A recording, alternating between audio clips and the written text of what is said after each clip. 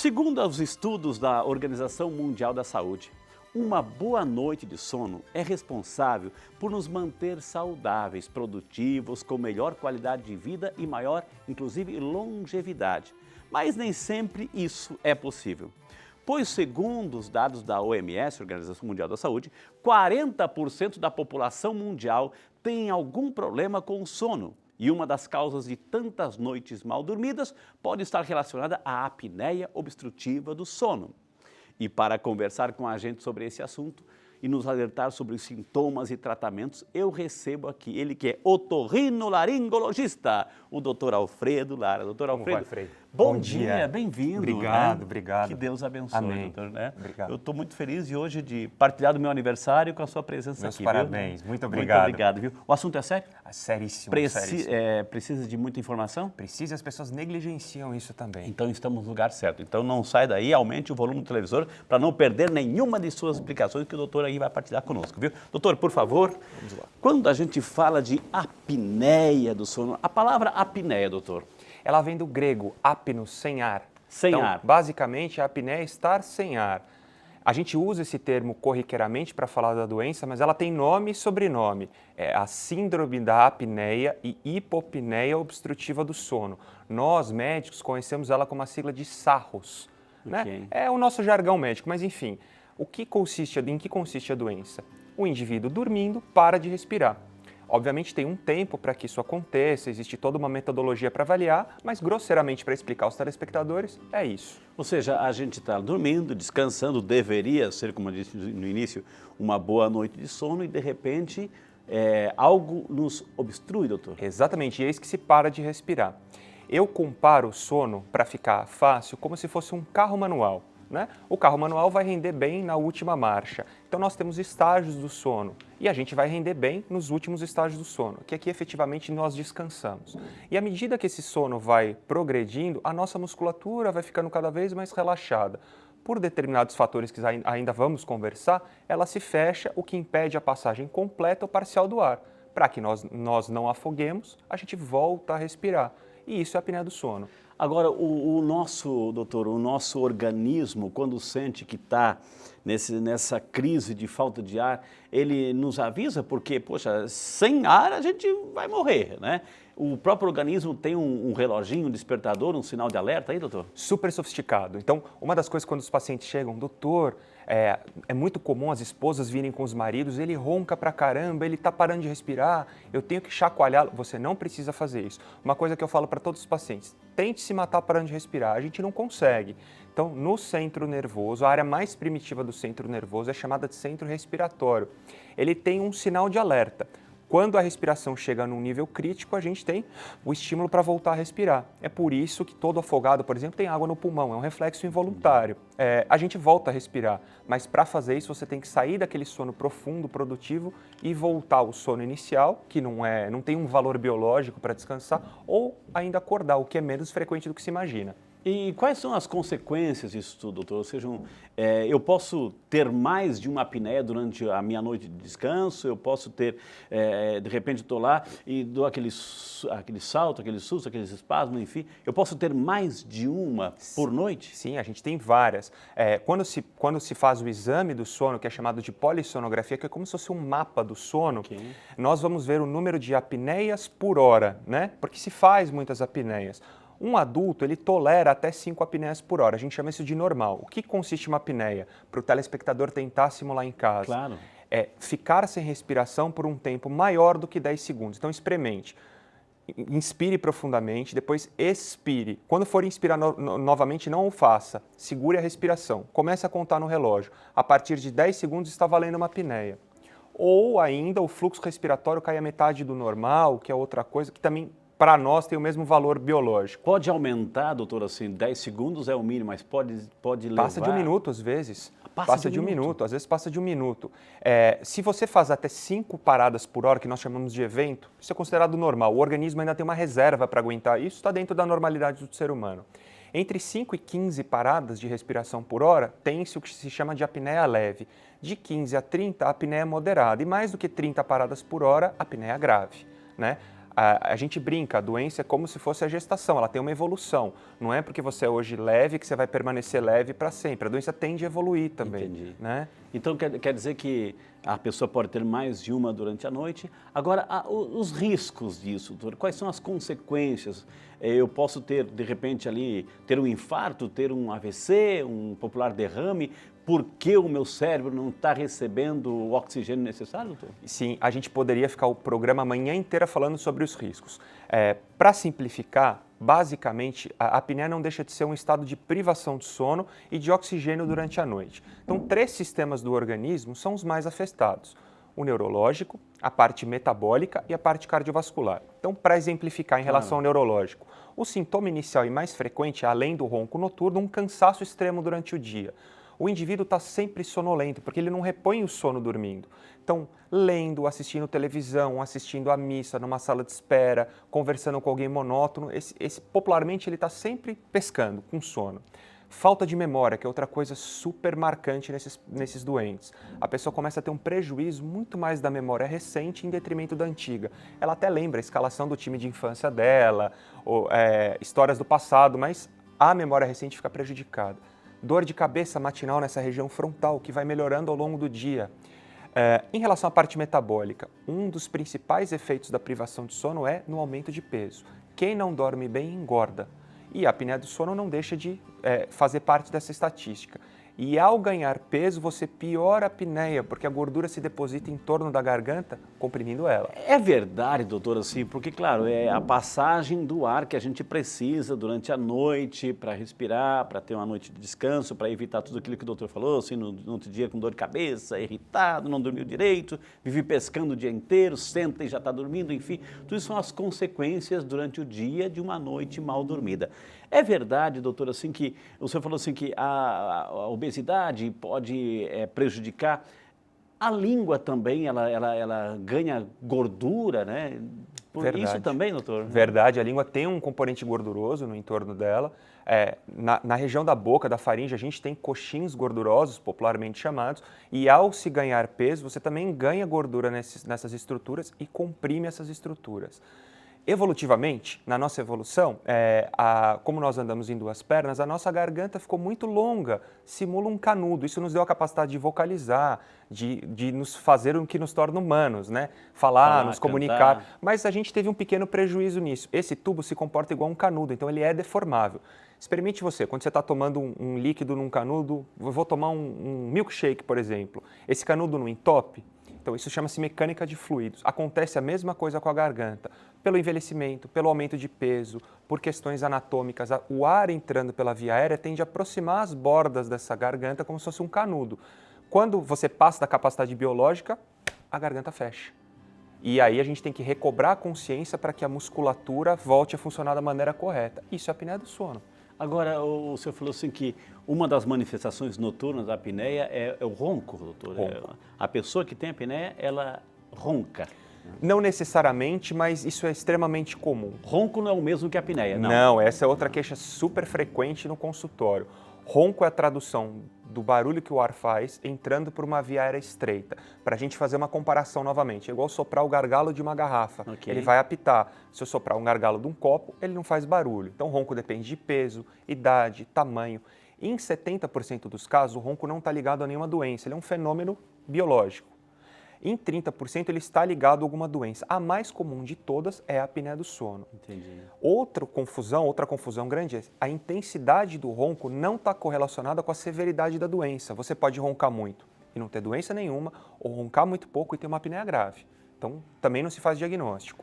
Agora, é comum, doutor, a gente ouve assim a esposa, né? Porque o marido ronca demais, então ela hoje com o advento da tecnologia, muitas pessoas elas gravam, né? Porque a pessoa não tem consciência, está ali roncando, enfim, elas filmam, né? Ou gravam. Isso também ajuda lá na frente, que a gente vai falar daqui um pouquinho sobre o tratamento, isso ajuda também para levar para o médico, doutor, assim, olha, é assim que se comporta. Ajuda, mas como um sinal de alerta para o próprio paciente. Às vezes ele não tem consciência, existe essa mística daquela questão social, é o ronco, isso não quer dizer nada, e às vezes está mascarando uma doença importante. Para vocês terem uma ideia, entre outras coisas que eu não falei, são as doenças cardiovasculares implicadas na apneia do sono. Por favor, doutor. Existe um aumento da pressão sanguínea por causa da doença, do risco de infarto, de derrame, de arritmia. A expectativa de vida de um apneico grave chega a ser reduzida em até 13 anos, dependendo dos estudos. Gente, você ouviu isso? Gente, uma pessoa que não trata, tem apneia e não trata, negligencia, etc., ou vai adiando, pode viver 13 anos a menos, é isso? Exatamente. Ela não vai morrer por causa da apneia do sono, ela morre de doenças correlacionadas à apneia do sono. Mas a sua qualidade de vida também vai ter vai para o espaço. Né, doutor? Eu uso muito esse exemplo no consultório, no meu dia a dia com os pacientes. Morrer, todos nós vamos, não é o fato da gente morrer mais cedo. A nossa qualidade de vida até essa morte precoce é muito ruim. E a gente desampara aquelas pessoas que nós amamos, tendo uma morte mais precoce também.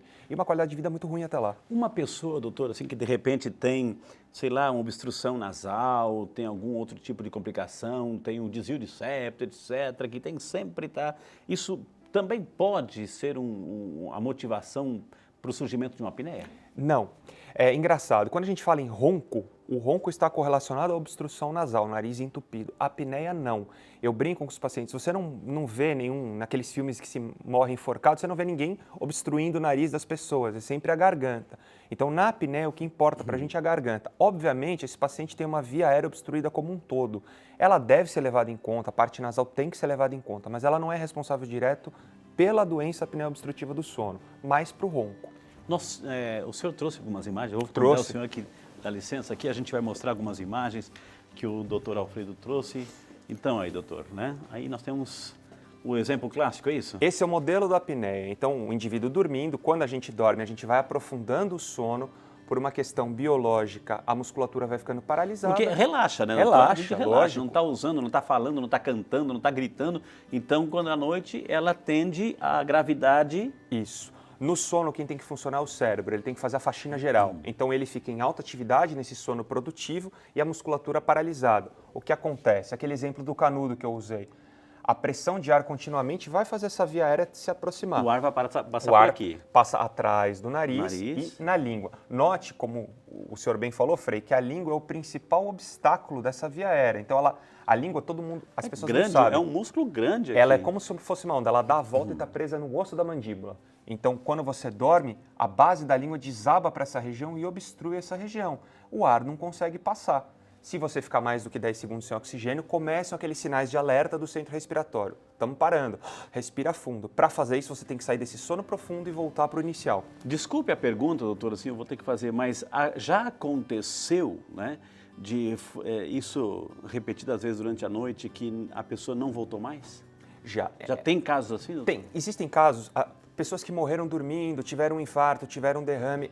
O que acontece comumente é que o organismo já está tão debilitado que quando você tem um pico hipertensivo à noite, um esforço, porque assim, parar de respirar não é uma coisa tranquila, eu vou voltar aos poucos. O corpo está preparado para uma alerta, você está morrendo. Agora, doutor Alfredo, isso, pela foto que a gente está vendo aqui, a pessoa está dormindo popularmente de barriga para cima. Exato. Então, eu tenho que dormir de ladinho, doutor? Tecnicamente, você tem uma probabilidade menor de ter apneia do sono, mas o que a realidade mostra é que não. Em alguns pequenos casos, a posição de barriga para cima parece ser a única e responsável causadora por isso. Mas na grande maioria das vezes, esses pacientes vão ter apneia em qualquer posição. Independente disso. Só. Aqui, doutor, passaram mais fotos aqui. Passando mais fotos novamente, isso aqui mostrando a via aérea normal, naquela posição deitada, então a arcada dentária com a língua. Para a gente entender, então aqui a boca está onde? A boca está aqui em cima, tá aberta. É como se a gente tivesse passado uma lâmina. Aqui nós Tá. estamos vendo a face cortada pelo meio. Aqui em Ok. cima a gente tem o nariz. Olha como internamente o nariz é grande. Então o ar vai passar pelo nariz, vai passar pela boca, mas ele se estrangula nessa região. Aí que está o que eu falei, porque o nariz não é tão importante. Se eu tenho um bloqueio aqui, o ar tem que continuar passando Exato, por aqui. né? Então, é nessa região. Então, a epiglote, essa cartilagem que fecha a entrada da comida do esôfago para o ar passar. Claro. Então, quando a língua, toda a musculatura, esse tubo a gente chama de faringe. A faringe e a língua são responsáveis pela apneia do sono. Elas se relaxam e obstruem a passagem, como a gente mostra aqui. Agora, aqui está A obstruído. via aérea obstruída. Ó. Veja as setas de ar, Ok. o ar não consegue circular. Então, tanto pela boca quanto pelo nariz, a via comum está É obstruída. nesse momento que o cérebro vai dizer assim, epa, cuidado, Exato. acorda, a pressão acorda. sanguínea sobe, porque o corpo te prepara para uma situação de catástrofe. Tá. Então a pressão sanguínea sobe, os batimentos se aceleram. E como o ar não está entrando, o que o coração pensa? Quem distribui o oxigênio para o sangue, para as células, na verdade, é o sangue. Ele passa no pulmão. Claro. Então, o que o coração vai fazer? Trabalha mais acelerado, como um dia de trânsito pesado, para fazer aquela circulação ser acelerada, otimizada. Isso leva a uma hipertensão. Isso é doença de gente grande ou criança, adolescente também pode ter? Também tem. E em criança pequena é até mais precoce. A gente falou que em adultos são até 5 paradas por hora. Na criança, uma parada já é considerada a apneia do sono. Ela é mais frequente à medida que a gente envelhece, ela é mais frequente no sexo masculino, mas as crianças também têm. Existe, por exemplo, assim, vou lá para outra ponta, uma pessoa que entrou na menopausa, isso prejudica ou tem algumas observações? Tem tudo a ver, é uma pergunta super interessante. À medida que a mulher envelhece e entra na menopausa, ela tende a se aproximar mais do homem. A musculatura da mulher ela é mais elástica, porque elas têm que dar luz. Então, por ação hormonal, ela estica melhor. Se a gente pensar naquela lógica do canudo da garganta, é um canudo que estica mais. Então, a mulher tem menos apneia do que o homem na idade reprodutiva. À medida que ela entra na menopausa, ela tende a se igualar ao homem. Mesmo uma gestante, doutor? Mesmo uma gestante. Pessoas obesas com sobrepeso têm uma probabilidade maior de ter apneia do sono também, mas se você comparar única e exclusivamente uma mulher com um homem, estatisticamente o homem tem mais apneia do que a mulher. Eu vejo que o senhor insistiu bastante a questão da obesidade, a gente entende porque é gordura, de repente a pessoa, até a pessoa que está engordando, o rosto fica mais redondinho, enfim, e todos os órgãos começam a acumular gordura, inclusive a língua, e a gente viu por quê, né? Porque é importante também cuidar do peso, né? Ter esse controle. Mas é só obesidade, doutor? Não. A obesidade está presente em 2/3 dos casos. Ela funciona como causa e consequência. É uma doença de múltiplos fatores. As causas mais importantes: sobrepeso, genética, as alterações que a gente chama de alterações dentofaciais. Então, falta de queixo, falta de mandíbula, de maxila, todas essas arcadas dentárias comprometidas, ou queixo muito para frente ou muito para trás, também existe uma alteração na posição da língua e da faringe. E entre outras causas, doenças genéticas, coisas que não vale nem a pena citar aqui, que são mais raridades. Mas a obesidade, o sexo masculino e as deformidades dentofaciais, que são muito mais comuns do que se imaginam. Então, aquela pessoa que tem que usar aparelho, que a língua não encaixa direito, que tem o rosto um pouquinho achatado, orientais, com pescoço largo, tem uma probabilidade maior de ter essa doença. Okay, a pessoa já tem essa tendência e, de repente, à noite exagera um pouquinho na alimentação. Também contribui, doutor? Também. A doença do refluxo também contribui para isso, porque o conteúdo do gástrico volta para a garganta, provoca uma reação inflamatória, uma inflamação que lá vai inchar e vai obstruir ainda mais. Então, também, álcool é outra coisa super importante. Isso, por favor, doutor. O álcool, ele é um potente relaxante muscular da musculatura da via aérea superior. Portanto, relaxa. Tanto que a gente lê história em quadrinho, às vezes você vê o sujeito que dormiu e bebeu sempre ronca nas histórias em quadrinho, nos filmes, por causa disso. Até quem não tem doença passa a apresentar sintomas disso. O senhor citou álcool, eu vou colocar mais um ingrediente aí, um cigarrinho. Também é péssimo. Também, não tanto quanto o álcool, mas também atua na inflamação das vias aéreas superiores crônica. Então, um cigarro é muito ruim e você aumenta ainda mais o risco cardiovascular, de infarto, de derrame, de pressão alta. Ele não se soma com a apneia do sono, ele se multiplica. Então, esse indivíduo morre de doença cardíaca, cardiovascular, um pouco mais para frente. Eu fico visualizando o que o senhor está falando, assim, doutor, assim, eu já construí aqui um tripé, que é um tratamento clínico, comportamental e cirúrgico. Eu já estou vendo isso aí, né? Então, Exato. que é o tratamento. Agora, do comportamental, o senhor falou assim, mudar os hábitos de vida, perder peso? Higiene do sono, que a gente fala. Então, procurar ter rotina, dormir no mesmo horário, fazer refeições leves. A gente recomenda para os pacientes não comer e deitar logo depois. Pelo menos 2 horas entre a última refeição e o deitar. E alimentação leve, não pesada. Então, às vezes você tem uma festa, vai comer um churrasco à noite, pode perceber, você não tem uma noite tranquila. Então, alimentação leve. Levantar a cabeceira da cama é válido também. Então, 20 centímetros mais ou menos de altura da cabeceira em relação à perna. Posição lateral, como o senhor tinha falado, também ela auxilia. Esses hábitos são positivos, tem evidências na melhora do padrão do sono. E vamos continuar o nosso bate-papo. Doutor Alfredo, por favor, entre em nossa salinha aqui. O assunto de hoje, então, para quem está chegando agora, doutor, assim, vamos fazer um resumo até agora. O que é a apneia? Então, a apneia é a parada da respiração total ou completa por um tempo maior do que 10 segundos. Para que o indivíduo não afogue, ele volta a respirar. Okay. Então, ele sai do sono profundo e volta para o sono inicial. É mais comum nos homens? Mais comum nos homens, mais comum nos obesos e mais comum com o avançar da idade. Então, quanto mais velho ficamos, mais frequente se torna a apneia do sono. Os perigos? Perigos. queda de produtividade, cefaleia, aumento de peso e o risco cardiovascular, infarto, derrame, pressão alta, arritmia. Mas uma grande boa notícia que a gente quer partilhar, tem tratamento, graças a Deus. A medicina está evoluindo cada vez mais, gente. E tem tratamento, o doutor vai começar a falar quais são, assim, os primeiros tratamentos, doutor. Tratamentos existem. Emagrecer. Emagrecer é importante, mas não é o único. Na verdade, o que a gente chama de padrão ouro, o melhor tratamento possível ainda é o CPAP, que é uma sigla para pressão aérea positiva em inglês. Na verdade, Ok. o que é? Usando a analogia do canudo. Quando você está tomando um canudo de milkshake, ele entope. Você não tem que tirar, soprar e voltar a tomar? O CPAP faz exatamente isso. Então, é um compressor que injeta ar na via Ele aérea. empurra o ar, doutor. Ele empurra o ar, garganta abaixo, goela abaixo. Goela abaixo. E não deixa, então, a musculatura relaxar. Exato. Mais ou menos ele é esse é um o princípio. compressor, exatamente, é uma válvula pneumática. Né? O CPAP, na teoria, é muito legal, é bom. Temos fotos, diretor? Temos Fotos aqui. Agora, doutor, enquanto a gente acha a foto, o senhor falou assim, obesidade. Enfim, uma pessoa magra pode ter apneia ou não? Claro que pode. Então não é só de obeso. Não, ou seja, imagina. O sobrepeso tem um aumento de Claro. risco, pelo que a gente já conversou, mas de maneira nenhuma. Para sinal de alerta, pessoas que roncam e têm um cansaço noturno, um cansaço diurno, perdão, excessivo, vale a pena procurar um otorrinolaringologista. Mas as mulheres também, sempre elas, e algumas pessoas tendem a ter uma reserva metabólica maior. O que é isso? Elas não sentem tanto sono. Então, o que a gente orienta os pacientes? Roncou, procure um médico e algo pode estar errado. Entendi. Então, Tá? esposa, né? Grave, filme, leve lá. Exato. Leve ele junto, tá? O que é isso aqui, doutor? Isso Parece aqui assim, um é- microfone. Eu tenho um monte de microfone aqui no Parece cinto aí. microfone. Essa é uma das modalidades de diagnóstico. Então, o diagnóstico é feito através de um exame chamado polissonografia, que é um estudo do sono. Ele tem algumas versões. Você tem a versão laboratorial, em que o indivíduo passa a noite num laboratório do sono. Ah, ele tem que ir, passar... Ele pernoita lá e são vistos vários parâmetros. Se ele mexe as pernas, se ele mexe o abdômen, como é o sono dele, entre outras questões, como ele respira à noite. Existe a versão portátil do exame, que é essa aqui que está sendo Você mostrada. leva pra casa? A chamada de polissonografia tipo 3. Ela vai avaliar só algum aspecto do sono. No caso aqui, a apneia do sono. Ou seja, uma pessoa que tem apneia, que tem esse ronco excessivo, que de repente a esposa quer dormir no quarto ao lado, etc.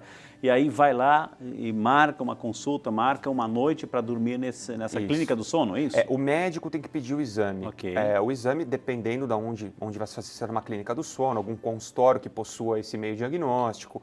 Enfim, o médico vai recomendar onde ele deverá ser feito. A pessoa vai lá e vai dormir como se fosse Vai tivesse dormindo em dormir, casa. o exame só é feito mediante pedido médico. Você não Tá. pode chegar, bater na porta, quero fazer o exame. Isso não existe. Então, mediante pedido médico, ele faz, é dado um mapa, um resultado desse exame. O médico vai interpretar isso e indicar para o doente qual que é a terapia. Entendi. Né? A gente comentou, o CPAP é uma das terapias, mas existem outras, porque tem pessoas que não se adaptam. Vamos para a próxima Tem imagem. foto aí, diretor, do CPAP agora, porque isso... Isso aqui é o isso CPAP. daí, né? Isso é uma versão, existem várias versões. Então, Ok. está mostrando uma máscara que está ligada a um aparelho que a gente não vê na imagem, um Ok. compressor, que vai empurrar ar sobre a via aérea do doente. Necessariamente, a pessoa... Doutor, a pessoa que está dormindo, ela não tem controle sobre os seus movimentos. Exato.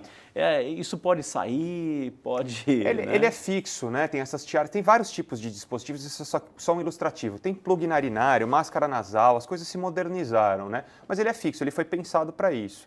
O problema do CPAP ele funciona super bem, teoricamente não precisa operar, mas não é todo mundo que se adapta. Metade das pessoas não consegue Porque eu utilizar o fico CPAP. imaginando que a pessoa tem que dormir agora de barriga para cima o tempo todo. Não, você consegue virar. Consegue. É mais uma questão de adaptação. Ok. Tem gente que não tolera. Ok. E aí existem as outras terapias, que são as cirurgias do sono, que Tá. são inúmeras, né? São inúmeras. A gente pode citar cirurgias ao longo da vida, né, em fases pontuais. A cirurgia está num degrau abaixo do CPAP. A gente não pode falar em cura, a gente fala em controle da Tá. doença. Então, uma das cirurgias em que eu sou especialista, a gente traz o esqueleto facial do indivíduo para frente. A mandíbula A aqui, maxila, a mandíbula e o queixo. puxa um pouquinho para frente. Puxa um pouquinho para frente, porque como a via aérea, a garganta está presa nessas estruturas, ao fazer isso você aumenta o calibre da via aérea. Você transforma um canudo pequeno num canudo grande. Entendi. Existem cirurgias dentro da garganta. Tá, mas quanto que vem? Isso é estudado... 2 metros para frente? Não, existe um limite biológico. Geralmente são milímetros, né? Centímetros Ok. ou milímetros a centímetros. Para poder liberar aqui atrás Para poder o liberar a canudo via aí, aérea, né? exato. Existem cirurgias na parte interna da garganta e do nariz também, cirurgias na língua que a gente também faz. Para tirar essa gordura, caso houver? hein?